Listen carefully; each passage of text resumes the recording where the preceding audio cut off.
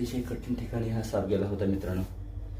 रात्रीचे बहुतेक 1-1:30 वाजता आहेत आणि आपण फोडून काढलं, पण हा अतिविषारी साप अचानक ह्या घरच्या मालकांना दिसला आणि लहानसा आहे.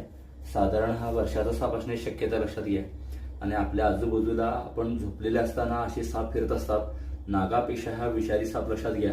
कल्पना आपण करत नाही, आपण गाढ झोपेत असताना आपल्या अवतीभोवती कसे साप येऊ शकतात.